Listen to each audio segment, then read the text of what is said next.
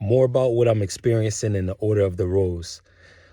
I'm experiencing a reinvention of the phrase, the rose of Sharon. You ever heard of that phrase in the scripture where you hear the Christ calling himself the rose of Sharon, the lily of the valley? Well, the rose of Sharon, if you look at it on a homonym level, it uncovers something real special, very special. Check it out. Is the rose of Sharon, the rose of sharing. Just like how it sounds in regular speech, you want to share something, you're sharing something. The rose of Sharon. Rose sounds like rose, like not just the flower, but ROWS too, the rows. We all sit in rows. We all line up in rows. In churches, there are pews. Those are rows. In schools, those desks, those are rows, etc. There's always rows. In an office, there's rows. The rows of sharing, the rows of Sharon are the people who bring sharing back into society, the genuine sharing, not what we're experiencing now as a collective, the closed off, very isolated, not knowing what's going to happen next. Find your soul group. Our soul group used to be right outside, right next door. Our soul group used to be everywhere 20 years ago.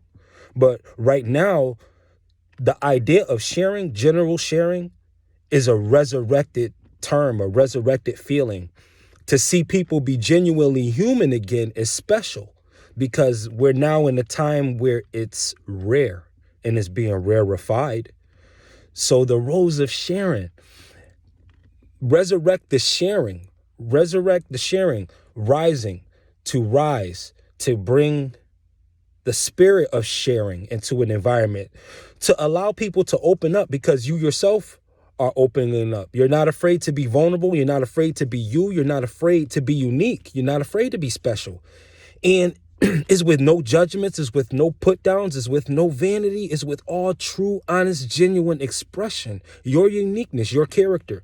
And this can be very infectious and very contagious. So we also have our own virus, a positive one, a virus that heals. We have that to spread, is the rose of Sharon. Where the world is closed off, we're going to give the virus of the opening up, of the being allowed to at least have dialogue, even if safety measures must be observed. You can still share with people because words matter, even when you can't reach them, even when you can't touch them. Words matter. Things like music matter. Things like messages matter, greetings matter, things like sharing your experiences, it matters. It's gonna matter to somebody. So it's always worth it. In these rows of sharing, we blossom.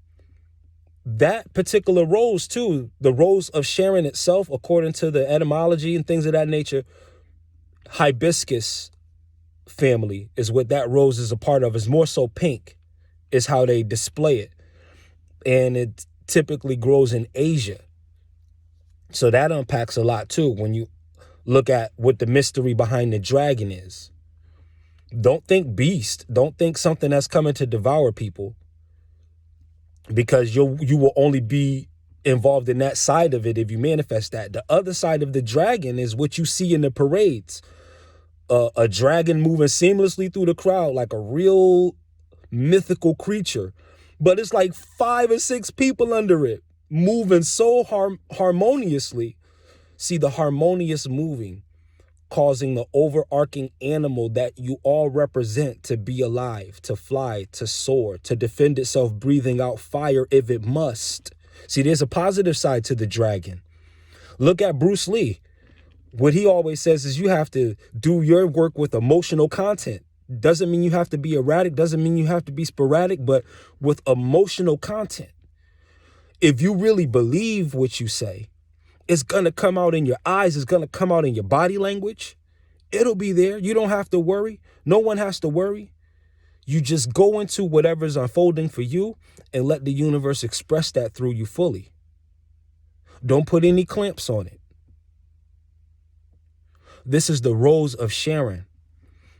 As I look more into this way of the rose and this rose order from a practical everyday life application perspective so that what may seem mystical is really just logical, thereby making it magical. Peace, people.